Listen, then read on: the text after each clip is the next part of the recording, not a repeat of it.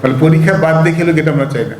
Prime bank school ক্রিকেটের অনুষ্ঠানে তাওহিদ হৃদয়, নাজমুল হোসেন শান্তর মতো তারকা ক্রিকেটার ছিলেন হাবিবুল বাশার সুমন, যিনি বর্তমান জাতীয় দলের প্রধান নির্বাচক।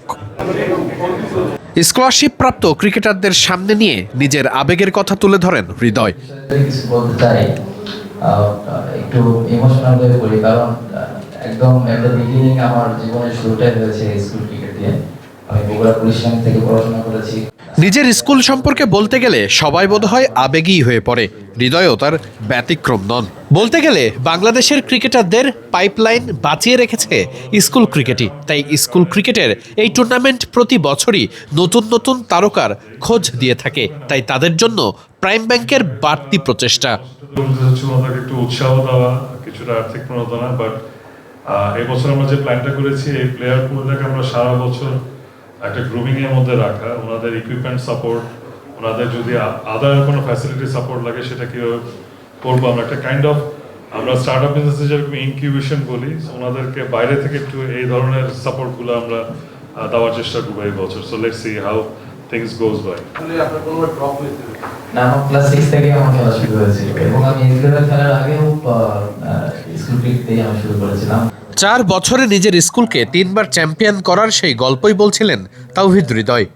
শান্তর কাছে প্রশ্ন ছিল, কেন সাকিব তামিমের মতো বড় তারকা হতে পারছেন না তারা?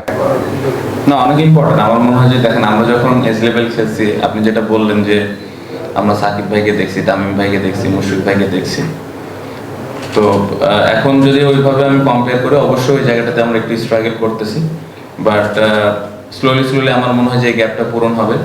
আমরা যদি এখন মানে ওইরকম স্টার দেখে আমাদের টিমে স্টিল আছে, আমি বিশ্বাস করি Mustafiz one of the world best bowler আমার কাছে মনে হয়, মুশফিক ভাই স্টিল খেলছে, মমিনুল ভাই, তাইজুল ভাই টেস্ট ক্রিকেটে যেভাবে এত বছর ধরে সার্ভিস দিচ্ছে, হয়তো ওইভাবে হাইলাইট হয়নি because of test cricket, but আমার মনে হয় যে স্টিল আছে।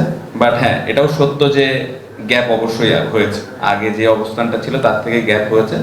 আমাদের অনেক বেশি দায়িত্ব যে এই গ্যাপটা কিভাবে আমরা পূরণ করি, এবং আমরা যদি ভালো অবস্থানে যাই, বাংলাদেশ টিমের জন্য যেরকম ভালো, পাশাপাশি যেই ছেলেগুলো যে ক্রিকেটারগুলো খেলতে চায় তারাও আমাদেরকে দেখে হয়তো মোটিভেটেড হবে বা ইন্সপায়ার হবে।